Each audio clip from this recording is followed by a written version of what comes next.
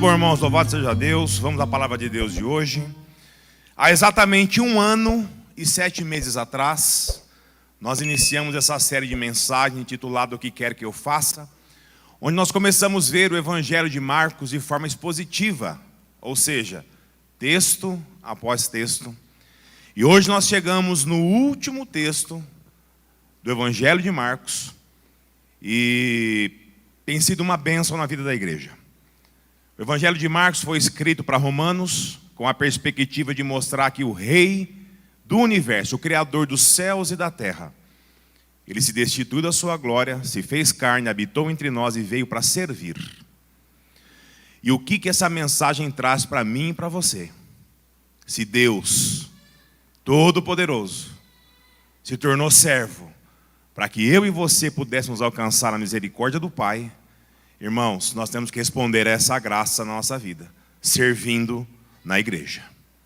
E aqui vai ficar o convite a todos os irmãos, todos os membros dessa igreja, que ainda não se engajaram em algum ministério, irmãos, peça isso a Deus, ore, se coloque como instrumentos na mão daquele que redimiu a tua vida. Sirva com alegria, com contentamento. Nós temos tantas necessidades dentro do corpo, precisamos de tanto apoio em tantas áreas. Coloque-se como instrumentos, peça para o Santo Espírito de Deus te guiar e seja uma bênção na vida dos seus irmãos e na vida da sua família. Amém? Então vamos lá, Evangelho de Marcos, capítulo número 16, dos versos 9 até o verso 20. Abra sua Bíblia, por favor.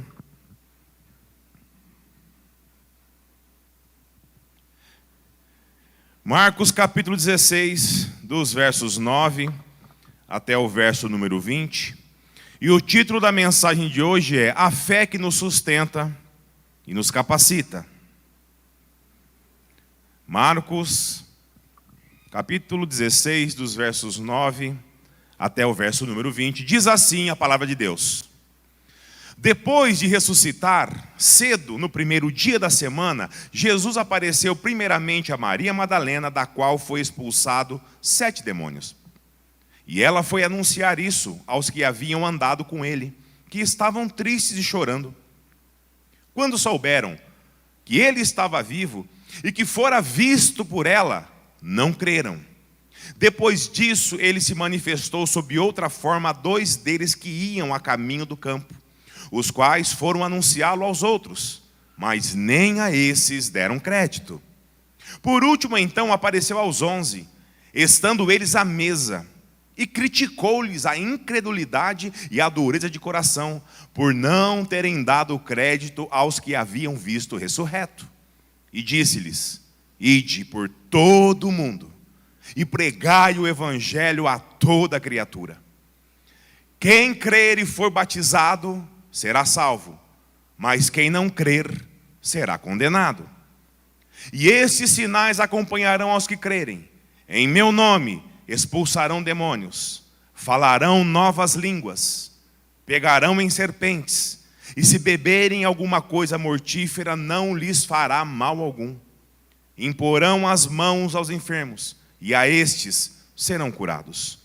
Depois de lhes ter falado, o Senhor foi elevado ao céu e assentou-se à direita de Deus. Então, saindo os discípulos, pregaram por toda parte.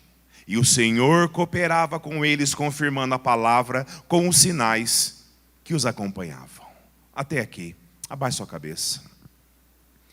Senhor nosso Deus, Pai amado, nesse momento nós estamos diante da Tua palavra, encerrando, Deus, essa série de mensagens, no último texto do Evangelho de Marcos, e nós clamamos, Pai, a ação do Teu Santo Espírito. Pai amado, abra nosso coração, Deus, abra o nosso entendimento, para que nós consigamos enxergar as verdades contidas aqui, e que elas possam, Deus, nos mudar, nos transformar, nos ressignificar, trabalhar em nós, Pai, essa vontade de Te servir, Deus. Obrigado, Senhor, pelo privilégio que o Senhor nos concede de poder servir aqui neste lugar. E essa oração que fazemos, Deus, e Te entregamos, fazemos nos méritos de Jesus. Amém. Meus irmãos, no domingo passado, no penúltimo sermão desta série, nós vimos sobre a maior notícia de todas as eras da humanidade. Jesus ressuscitou. Nós vimos que essa notícia tão importante, ela foi dada por Deus, primeiro a quem? Às mulheres. Louvado seja Deus por isso. Que elas chegaram ao sepulcro de Jesus logo pela manhã, no domingo. Sepulcro esse que foi doado por José de Arimateia, influente membro do Sinédrio, que com a ajuda de Nicodemos, outro servo, levaram cerca de 35 quilos de especiarias e óleo para o embalsamento do corpo de Jesus. Nós vimos no sermão passado o anjo do Senhor que abriria o sepulcro, tirando a grande preocupação daquelas mulheres no caminho, que era como que elas iriam rolar aquela enorme pedra que selava o túmulo.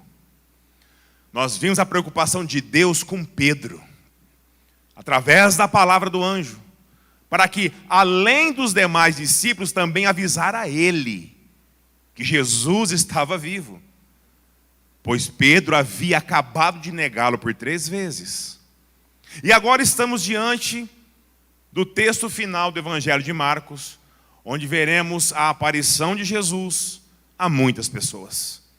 A grande comissão dada por ele, a mim e a você, e a ascensão do Senhor aos céus. Por isso, como vocês sabem, mantenha a sua Bíblia aberta, que nós veremos ponto a ponto do texto. Amém? Vamos lá. Lê novamente comigo dos versos 9 até o verso de número 11. Depois de ressuscitar, cedo no primeiro dia da semana, Jesus apareceu primeiramente a Maria Madalena, da qual havia expulsado 7 demônios.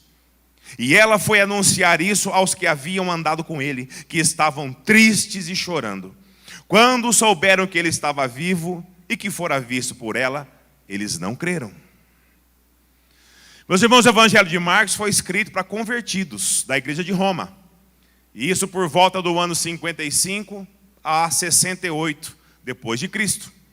Onde o domingo ele já era considerado o primeiro dia da semana pelos cristãos, pelo fato de Jesus ter ressuscitado nesse dia.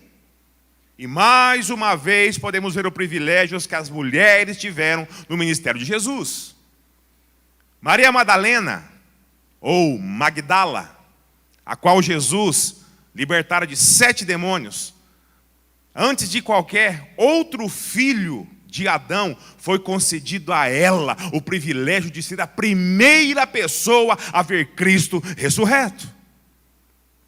E no verso 10 podemos observar que logo após ela contemplar Jesus, ela correu depressa para contar aos demais discípulos o que havia ocorrido. E os discípulos, por sua vez, estavam o quê? Muitos tristes. Certamente porque as suas expectativas de um Messias político, um Messias social, um Messias guerreiro, acabava de sucumbir diante da cruz. Toda a esperança que tinham em Jesus libertar eles da opressão dos romanos havia ido por água abaixo. Eles também choravam pelo fato de sentirem culpa e arrependimento por terem abandonado o Senhor na hora da dor. E no verso número 11 nos diz que apesar de toda a emoção a qual Maria Madalena dá a notícia que Jesus estava vivo, eles não acreditaram nela. Certamente, irmãos, porque acharem que se fosse verdade, Jesus apareceria a quem? A eles, não a ela. Não a ela primeiro. Nós somos os apóstolos. E por que ele vai aparecer para Maria Madalena, que vivia com 7 demônios no seu interior? Nós somos os apóstolos. Por isso o descrédito deles nas palavras de Madalena. Leia comigo os versos 12 e 13. Depois disso, ele se manifestou sob outra forma a 2 deles que iam a caminho do campo, os quais foram anunciá-lo aos outros, mas nem a esses deram crédito. Meus irmãos, o Evangelho de Mateus relata esse episódio aqui, de forma bem mais detalhada, para que a gente entenda como ocorreu isso. Eu vou ler um trecho aqui de Mateus, que narra o acontecido. Não precisa abrir não, mantenha o livro em Marcos, mas preste atenção. Mateus 24, de 13 a 35. Nesse mesmo dia, 2 deles seguiam para um povoado chamado Emaús, diante de Jerusalém, 60 estádios. E iam comentando tudo o que havia acontecido. Enquanto comentavam e discutiam, o próprio Jesus se aproximou e começou a acompanhá-los. Mas os olhos deles estavam como que fechados, de modo que não o reconheceram. Então ele lhes perguntou: do que estáis falando pelo caminho? E eles então pararam tristes, e um deles, chamado Cleopas, respondeu: és tu o único visitante em Jerusalém que não soube das coisas que ali aconteceram nesses últimos dias? E ele lhes perguntou: quais? E eles responderam: as que dizem respeito a Jesus o Nazareno, que foi profeta, poderoso em obras e palavras diante de Deus e de todo o povo. Como os principais sacerdotes e nossas autoridades o entregaram para ser condenado à morte e o crucificaram. Nós esperávamos que fosse ele que traria a redenção a Israel. Além disso, já faz 3 dias que essas coisas aconteceram. Mas também é verdade que algumas mulheres do nosso meio nos encheram de espanto, pois foram madrugada ao sepulcro dele e, não achando o corpo, voltaram afirmando que tinham uma visão de anjos que diziam que ele estava vivo. Alguns dos que estavam conosco foram ao sepulcro e confirmaram o que as mulheres haviam falado, mas não o viram. Então ele lhes disse: ó tolos, que demorais a crer no coração em tudo que os profetas disseram. Acaso o Cristo não tinha que sofrer essas coisas e entrar na sua glória? E começando por Moisés e todos os profetas, explicou-lhes o que constava a seu respeito em toda a Escritura. Quando se aproximaram do povoado, onde se dirigiam, Jesus fez com que ia seguindo à frente. Eles, porém, insistiram: fique conosco, pois já é tarde, e o dia está terminando. Então entrou para ficar com eles. Estando com eles à mesa, Jesus pegou o pão e abençoou, e partindo distribuía. Então os olhos deles foram abertos, e o reconheceram, e ele desapareceu diante deles. E disseram uns aos outros: acaso nosso coração não ardia pelo caminho, quando ele nos falava e nos abria as Escrituras? E na mesma hora levantaram e se voltaram para Jerusalém, e encontraram reunidos os 11 e os que estavam com eles, aos quais diziam: é verdade, o Senhor ressuscitou e apareceu a Simão. Então os 2 contaram o que havia acontecido no caminho e como o reconheceram no partir do pão. Meus irmãos, mesmo diante de um relato como esse, os demais discípulos ainda insistiam em não crer que Jesus havia ressuscitado, conforme disse anteriormente. A palavra manifestou-se, que nós vemos aqui, no verso número 12, demonstrado pelo verbo em grego que foi usado, que Jesus, de forma intencional, ele queria se revelar ressurreto aos discípulos.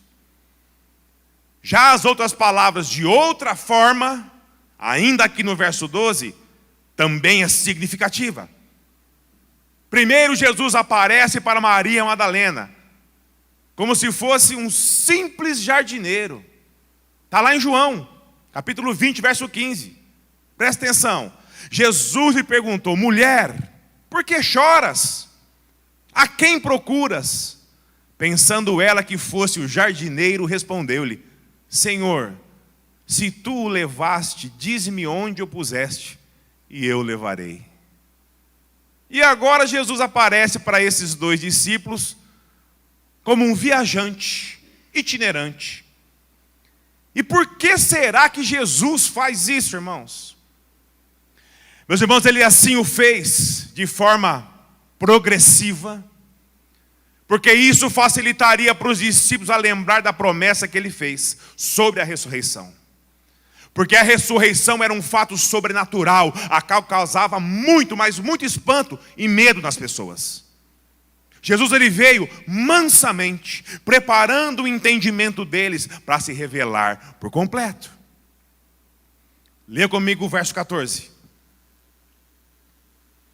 Por último, então, apareceu aos 11, estando eles à mesa, e criticou-lhes a incredulidade e a dureza de coração, por não terem dado crédito aos que haviam visto ressurreto.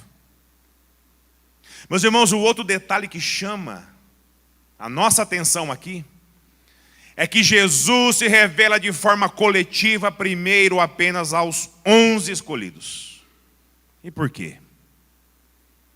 Para que a esperança deles fosse renovada. Eles estavam abalados, irmãos. Tudo que eles criam acerca do Messias ficou pendurado naquela cruz. Eles ainda não compreendiam muitas coisas. Mas agora era importante que a confiança deles em Cristo fosse restabelecida. Pois eles poderiam facilmente estar desistindo de todo o discipulado que eles passaram até ali. Aí nós vendo todos esses relatos, podemos pensar assim: mas como que esses homens poderiam ainda duvidar disso? Vamos lá, irmãos. Primeiro, todos eles fugiram quando Jesus foi preso no Getsêmani.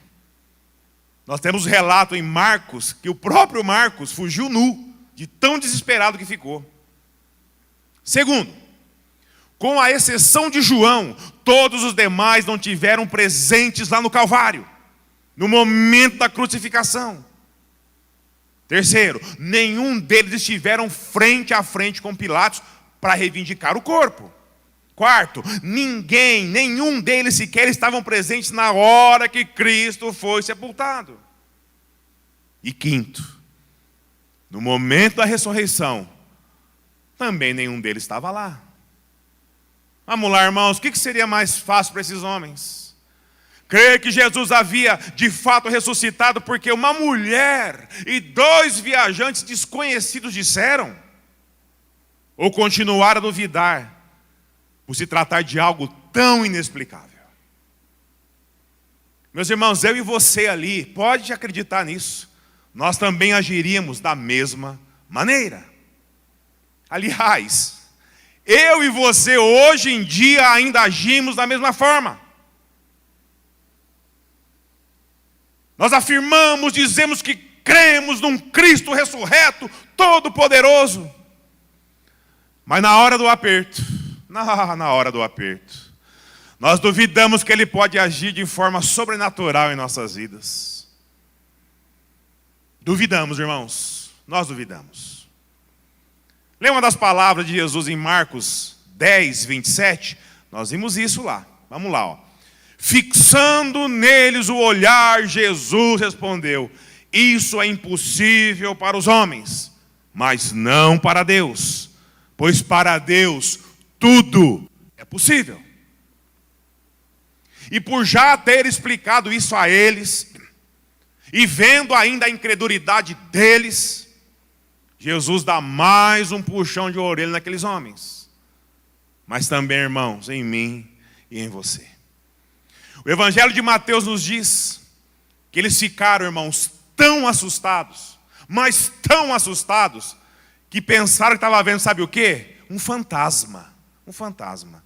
Mateus 24, de 36 a 43. Ouça com atenção. Enquanto ainda falavam nisso, o próprio Jesus apareceu no meio deles e disse-lhe: paz seja convosco. Mas eles, assustados e com medo, pensaram que estavam vendo algum espírito. Ele, porém, lhes disse: por que estáis angustiados? E por que surgem dúvidas em vosso coração? Olhai as minhas mãos e os meus pés, pois sou eu mesmo.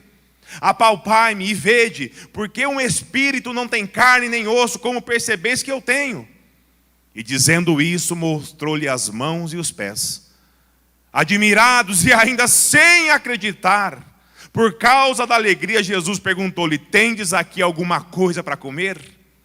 Então lhe deram um pedaço de peixe assado, e ele pegou e comeu na frente de todos. Já o Evangelho de João nos diz que a incredulidade deles, irmãos, ainda não havia acabado. João 20, de 24 a 29. Tomé, chamado Dídimo, um dos 12, não estava com eles quando Jesus apareceu. Então os outros discípulos disseram: vimos o Senhor. Ele, porém, lhes respondeu: se eu não vir o sinal dos pregos nas mãos e não puser o dedo no seu lado, de maneira nenhuma crerei. 8 dias depois, os discípulos estavam outra vez ali reunidos e Tomé estava entre eles. Estando as portas trancadas, Jesus chegou. Colocou-se no meio deles e disse: paz seja convosco. Depois disse a Tomé: coloque o teu dedo e vê as minhas mãos. Estende a tua mão e coloca a mão no meu lado. Não sejais incrédulo, mas crente. Tomé lhe respondeu: Senhor, meu Deus, Deus meu. E Jesus lhe disse: porque me viste, creste? Bem-aventurados que não viram e creram. Amém, irmãos? Bem-aventurados que não viram, mas que mantêm a sua fé firmada nele. Pois é, irmãos, muitas vezes nós agimos assim.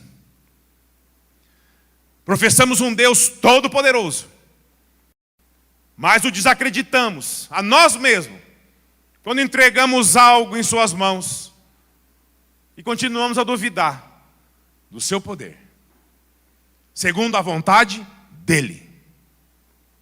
Meus irmãos, eu de forma muito pessoal, eu creio que isso acontece, porque a maioria das vezes sequer sabemos o que entregamos a Deus. Essa é a grande verdade. Nós sequer sabemos, e sequer sabemos se de fato é para Ele resolver. Porque a gente faz isso, né? Tudo a gente quer que Deus resolva. Irmãos, às vezes é para eu e você resolver, pois nós somos capacitados a isso. Ou talvez achando quando a necessidade ela é legítima, quando na verdade está bem longe, mas bem longe da vontade dele para mim e para você. Aí o que acontece, irmão? Do céu, sabe o que vai vir do céu? Só silêncio. Só silêncio. Ah, mas eu não tenho dinheiro, Senhor, para botar comida na mesa para os meus filhos. Socorro, meu Deus. A pessoa não tem responsabilidade e força de vontade e acha que Deus tem a obrigação de fazer o que é responsabilidade dela. Ah, meu Deus, como que eu faço que eu consiga ser promovido aqui no meu serviço, na empresa? O Senhor sabe quanto eu preciso, quanto eu quero subir nesse cargo. Aí a pessoa, depois de fazer isso, faz um monte de intriga com os demais, esperando o quê? Que com isso, ele obtenha o seu, sabe, dar uma ajudinha para Deus. Meus irmãos, responde para mim. Você acha, se eu vou ficar falando aqui, a gente vai até amanhã. Mas responde para mim, você acha que esse tipo de coisa não vai influenciar a minha e a sua fé, irmão? Você acha que não vai? É lógico que vai. Meus irmãos, promessa de Deus, preste atenção nisso. Promessa de Deus e realidade é a mesma coisa. O problema é que nós achamos que tudo na nossa vida é promessa de Deus. Não, mas Deus prometeu para mim um namorado perfeito. Lindo, atencioso, sem vícios, trabalhador, amoroso, responsável. E a moça vive procurando esse príncipe encantado em lugares onde achará somente o quê? Caco de telha. Pessoas que são o oposto disso. Ela sonha, ela fala, ela ora. Mas na hora de procurar, irmão, ela vai no lugar errado. Oh, Senhor. Meus irmãos, querer viver sem saber quais são os princípios de Deus através da sua palavra, fatalmente acarreterá uma vida de escolhas equivocadas, onde o resultado nem sempre será o nosso contento. E o que não cabe a nós, pois de fato não está dentro da nossa capacidade de resolução, irmãos, aí é com Deus. Aí é com Deus. E acima disso, ainda tem a vontade dele, que é soberana na minha e na sua vida. Amém, igreja? Vontade dele. Se não for, irmão, esquece. Se Deus entender que aquilo vai afastar eu e você dele, esquece. Agora, passar a duvidar de Deus, porque recebeu um não bem grande. Irmão, reveja se o que você está entregando a Deus vai de fato de encontro com a vontade dele para mim e para você. Se sim, confia. Se não, irmãos, conforme-se. Pois ele sabe o que é melhor para os seus filhos. Amém, irmãos? Deus sabe o que é melhor para mim e para você. Mas o fato é que mesmo os discípulos que andaram com Cristo e viram tudo o que viram, ainda assim Jesus precisou provar a eles que a promessa de Deus, ela era a realidade. Leia comigo os versos 15 e 16. E disse-lhes: ide por todo o mundo e pregai o evangelho a toda criatura. Quem crer e for batizado será salvo, mas quem não crer será condenado.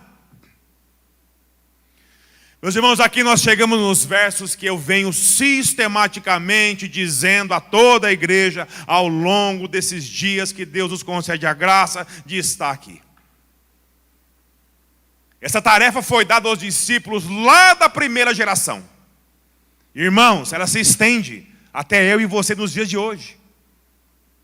E pela nossa vez, nós passaremos o quê? A geração seguinte. E na seguinte, até a vinda do Senhor. O Evangelho é a comunicação da graça salvífica, salvadora. E de forma universal de Deus. E ela é composta, irmãos, por 3 afirmações básicas. Primeira, ide pregar essa notícia. Qual notícia? A da graça, do amor de Deus para conosco. O sacrifício de Jesus em favor de nós. A melhor notícia que o ser humano podia receber em toda a sua existência. Segunda, quem for batizado será salvo. Ou seja, quem crer na notícia que traz o Evangelho, que Cristo, por amor a nós, se entregou de forma voluntária para aplacar a ira de Deus sobre mim e você, será salvo. O batismo não salva ninguém. Mas quem foi salvo de verdade, ele vai ansiar por ser batizado. O batismo é um simbolismo de que essa pessoa que agora sendo conhecedor do Evangelho, crente em Cristo como único e suficiente Salvador, passará a viver de modo que agrade a Deus, declarando isso de modo público a todos através do batismo. E terceira parte, que infelizmente muitos crentes não gostam muito de tocar nesse ponto quando ele está evangelizando. Mas quem não crer será condenado. Batismo não é condição para ser salvo. O que garante a salvação é a fé verdadeira em Cristo. Mas todo aquele que não crer em suas palavras, irmãos, esses serão condenados. Amém? Serão condenados. Deus não é universalista. Deus não vai salvar todo mundo. Não existe purgatório. Não existe esses ensinos tolos. Deus é enfático nas Escrituras em dizer: salvarei aqueles que crerão no meu Filho. Leia comigo os versos 17 e 18.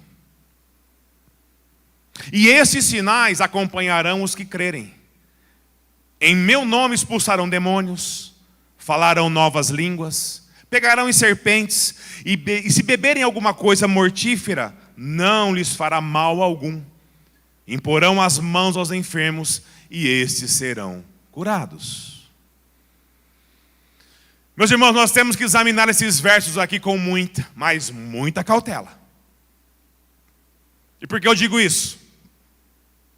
Existem hoje 2 linhas interpretativas de teologia que afirmam que esses dons e sinais, eles cessaram, pois cumpriram o seu propósito inicial, que era dar testemunho do poder de Deus através dos primeiros discípulos lá no primeiro século, sendo que a proclamação da chegada do reino de Deus foram testificadas por esses sinais aqui. Mas também tem aqueles que acreditam que esses sinais ainda acompanham os que creem em Jesus nos dias de hoje. E por que eu digo que nós devemos ter muita cautela com esse assunto? Para não dar margem ao meu e ao seu coração de achar que quem ansiar por algum desses dons é porque a sua espiritualidade ela está, acima da média. O super crente, o 5 estrelas. Meus irmãos, eu de forma bem particular também creio de fato que algum desses sinais já não se fazem comuns nos dias de hoje. Porém outros eu creio que sim, é possível que ainda aconteça. Mas com critérios, digamos, necessários para a edificação da igreja, para a edificação do corpo. Não de modo pessoal, como acontece por aí, à torta e à direita. Deus revelou que você vai encontrar o varão da sua vida. Irmão, pelo amor de Deus, estamos falando da igreja. Deixa eu dar um exemplo aqui. Vamos lá. Línguas. Muitos de nós conhecemos o pastor Paulo, que foi pastor da Igreja Batista de Tupã. E eu tenho um relato dele e da família que mexeu comigo. Ele viajando para a Itália, na busca da sua cidadania. A rota dele através de Frankfurt, na Alemanha. Foram parados na imigração e bloqueados de entrar na Alemanha. E ele não falava alemão. E o alemão se esforçando para nem tentar falar inglês com ele. Ou seja, eles iriam voltar dali. Ele, junto com a esposa e a família, oraram a Deus e falou: Senhor, estás nas suas mãos, que se cumpra a tua vontade. Qual era o desejo dele com a Itália? Pregar o evangelho para aquele povo. O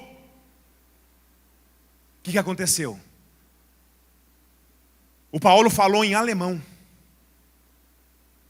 Só que ele não fala em alemão, irmãos. Quando eles entraram, a esposa dele, com o olho desse tamanho, olhando para ele, ele falou: o que foi? Ele falou: Paulo, você viu o que você acabou de fazer? Ele falou: mas o que eu fiz? Ele não tinha consciência do que tinha feito. Mas Deus permitiu que eles passassem. E o projeto dele de Itália continua de pé. Meus irmãos, o Deus mandou te dizer, não é assim que funciona. Não é assim que funciona. De todos esses sinais que Jesus disse que acompanhariam os crentes, aqueles que crescem,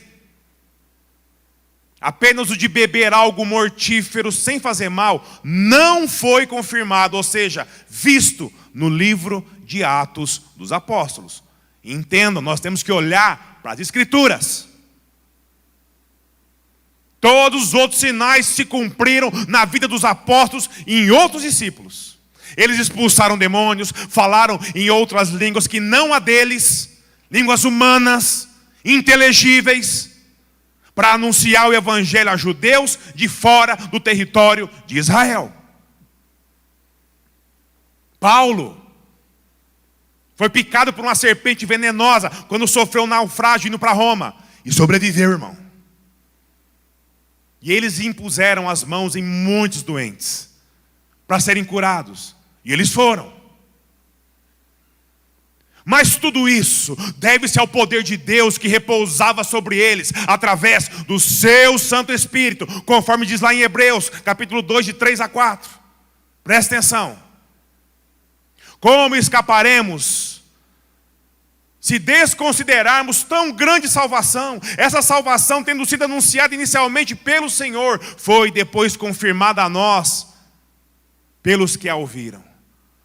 Juntamente com eles, por meio de sinais, Deus testemunhou feitos extraordinários, diversos milagres e dons do Espírito Santo, distribuídos segundo a sua vontade. não a revelia. Ou seja, Cristo anunciou a salvação e nós que ouvimos confirmamos sim, que é verdade. E juntamente conosco Deus nos deu testemunho do seu poder através de sinais, de feitos extraordinários, milagres, dons do Espírito, distribuídos segundo a vontade dele, irmão. Dele. De Deus. Não a nossa vontade. Não a nossa vontade. Tem lugares por aí que tem hora marcada, dia e hora marcada para a manifestação do poder de Deus. Tem pessoas por aí que atestam, sim, eu sou um escolhido do Senhor. E ele manipula a terceira pessoa da Trindade, como se o Espírito Santo tivesse de joelhos, através do querer dele. Não há nenhum lugar na Bíblia que claramente atesta que esses dons não podem se manifestar mais. Mas também não quer dizer que toda esquina tem um apóstolo fazendo milagre em nome de Jesus. Cada igreja tem uma irmã ungida que o que fala é tira e queda, é batata. Vamos lá, irmão, vamos lá. Que é o que vemos em cada esquina. Meus irmãos, o próprio dom de línguas pode acontecer hoje? Sim. Muito raro. De modo muito, mas muito específico. Para a edificação da igreja. Existe algum critério para isso acontecer? Óbvio que sim. Estamos falando de um Deus todo-poderoso que... Basta ler o que Paulo diz lá em 1 Coríntios 14. Anote aí, 1 Coríntios 14, leia em casa esse texto. Dom de línguas, irmãos, é falar outro idioma, humano, e ser traduzido, para que seja compreendido para a edificação da igreja. E não essa glossolalia que vemos por aí. Língua dos anjos, conforme alguns dizem. Toda vez que um anjo se manifestou aqui na terra, ele falou a língua de quem entendia. Meus irmãos, esses irmãos se leram, né? Se leram. 1 Coríntios 13, não entenderam nada. Nada. Mas pode acontecer hoje, de alguém falar em outro idioma que ele não saiba, nunca ter aprendido, para que outras pessoas compreendam a mensagem de Cristo, a mensagem da cruz, sendo traduzido por aqueles que de fato conhecem o idioma, sim. E é extremamente necessário isso hoje? Não. Haja vista, irmão, a necessidade de traduzir a Bíblia para diversas línguas do mundo. Não seria mais fácil todos os evangelistas falarem essas línguas pelo dom do Espírito? Muito mais fácil. Mas não é assim que acontece não, irmão. Não é assim não. Portanto pode. Com critérios rigorosíssimos dados por Deus. Mas não acontece mais a revelia como se falam por aí. Por isso a maioria dos teólogos sugerem que esses sinais ficaram restritos aos cristãos do passado, por conta da necessidade que eles tinham. E a glória era de Deus, e não do irmão e da irmã super espiritual. Aliás, tem lugares por aí que para você ser considerado super espiritual, é quando você começa a falar em línguas. Senhor, esse é o critério. Expulsar demônio, impor as mãos a um doente para que seja curado. Isso sim acontece, irmãos. Por quê? Porque se faz necessário. Nem todo caso de possessão demoníaca é fato, obra do demônio. A grande maioria das pessoas se apropriam dessa ideia para camuflar o que? Problemas causados pelo homem. Mas o diabo acaba levando a culpa sempre, de tudo. Abuso sexual na infância, violência doméstica, luta contra a homoafetividade. São inúmeros os casos que iniciam o tratamento com o centro espiritual e é encaminhado para ser tratado como patologia. Isso significa que os demônios não existem? Não. Eles existem. E que eles já não se apossam de pessoas que não são tementes a Deus? Sim, eles apossam sim. Eles apossam sim. Isso acontece. E em nome de Jesus, aquele a qual eu e você cremos, nós temos autoridade dada por Deus para expulsar essas entidades. Basta você crer no poder de Cristo, ter uma vida reta diante do Senhor. Amém? E impor as mãos sobre um doente, para que Deus opere um milagre. Pode acontecer? Sim. É necessário? Muitas vezes sim. Quantos casos, irmão, nós já presenciamos de pessoas que estavam desenganadas pelos médicos. E que após a oração e imposição das mãos de servos realmente piedosos, que não querem a glória para si, Deus faz maravilhas que a própria ciência não consegue explicar. Mas aqui, irmãos, nós também temos que ter muita, mas muita cautela com duas coisas. Poder recebido de Deus com fins específicos de curar só os cristãos do primeiro século que tiveram contato pessoal com Jesus, como os apóstolos e os outros discípulos. Eles receberam esse poder. E a outra coisa que temos que nos atentar é para o que diz lá em Tiago 5, de 14 a 16. Presta atenção. Algum de vós está doente? Chame os presbíteros da igreja, para que esses orem sobre ele, ungindo-o com óleo em nome do Senhor. E a oração da fé salvará o doente. E o Senhor o levantará, e se houver cometido pecado, será perdoado. Portanto, confessai vossos pecados uns aos outros e orai uns pelos outros, para serdes curados. A súplica de um justo é muito eficaz. Ou seja, orar sobre um doente, impor suas mãos, Deus pode curar sim, mas não pelo poder da imposição das mãos, irmão, mas pela oração feita a Deus. Amém, igreja? Ah, pastor, então quer dizer que o poder está na oração? Não. O poder está no nosso Deus. É por isso que nós oramos a Ele, irmão. Quantas e quantas pessoas vivem às voltas com irmãos, falsos líderes, que declara a tudo e a todos o poder exclusivo, que Deus agraciou só a Ele, só Ele. A última bolachinha lá do pacote. E eles seguem enganando pessoas, com enfermidades passivas de cuidados médicos. E muitas vezes, levando-os a óbito, por afirmar que Deus já o curou. Pelo poder concedido a quem? A Ele. Irmão, fuja disso. Fuja disso pelo amor do Senhor Jesus.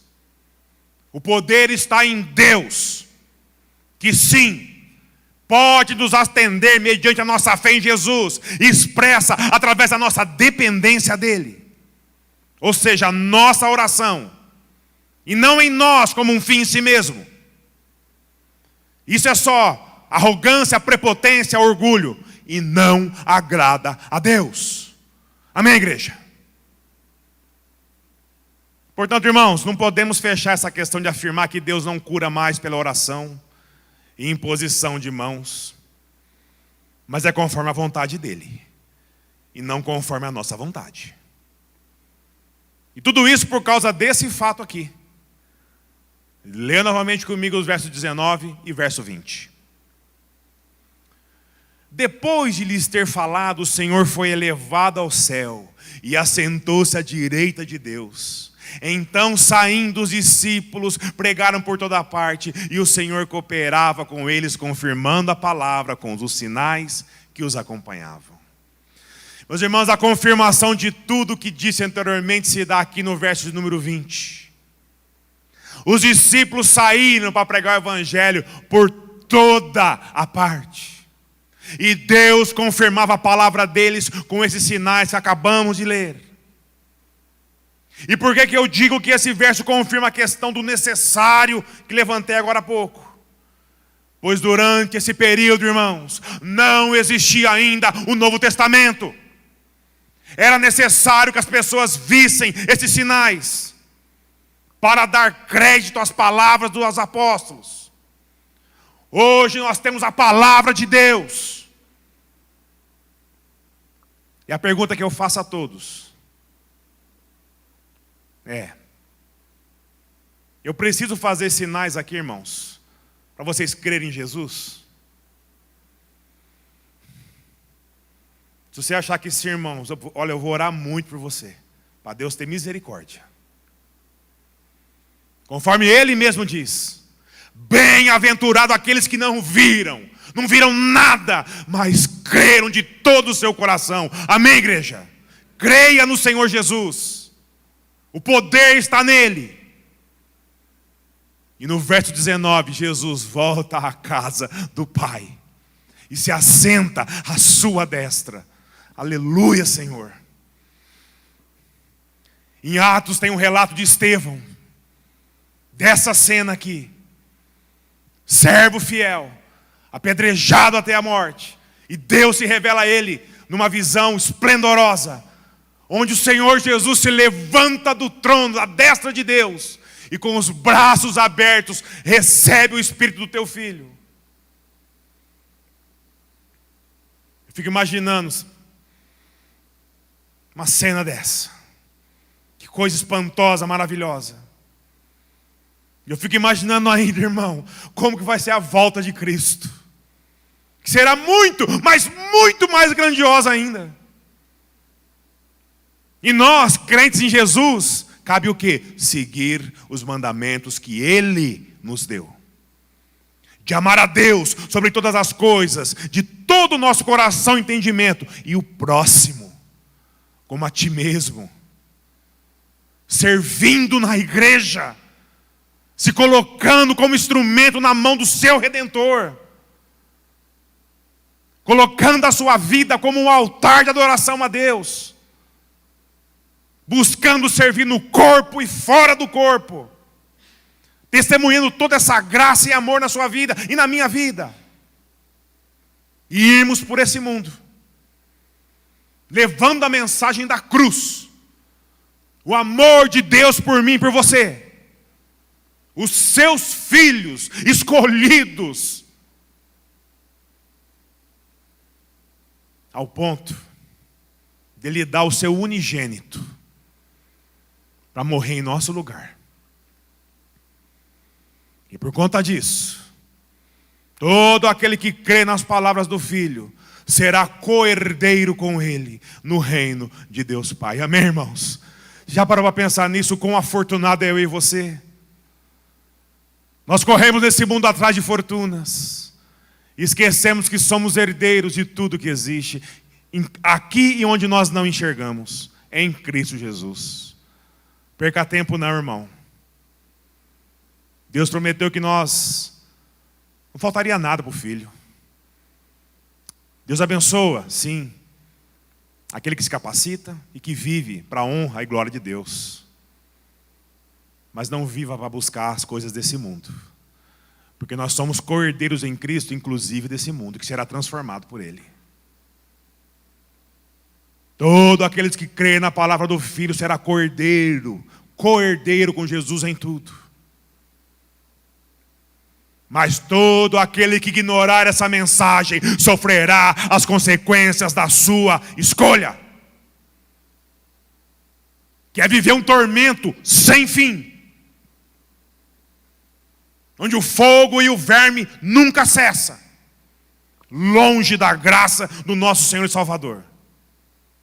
Portanto, igreja, se de fato, verdadeiramente você quer que Jesus é seu único e suficiente Salvador, sim, você é um salvo. E louvado seja Deus por isso. E como um salvo em Cristo Jesus, nós não podemos esquecer da responsabilidade que isso nos traz, que Ele nos deu.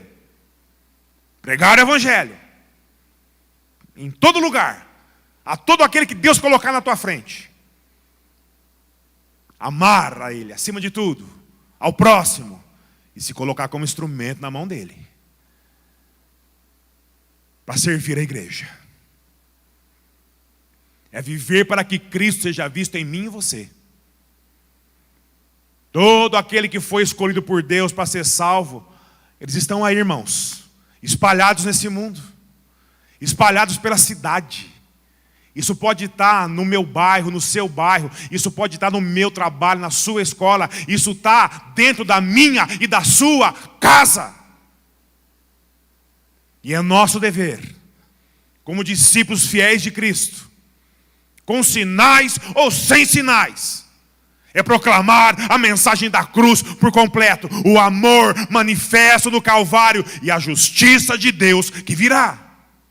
Olhe para Jesus, irmão.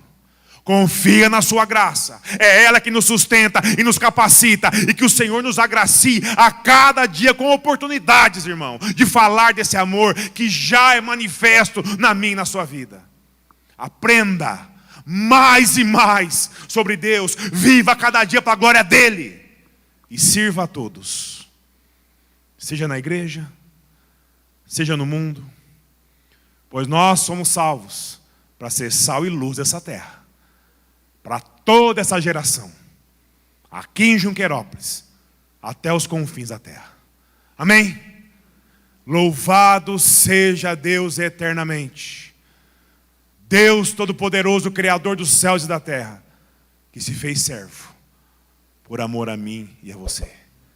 Responda a essa graça, enquanto Deus te dá a oportunidade. E abaixe sua cabeça. Vamos orar ao Senhor.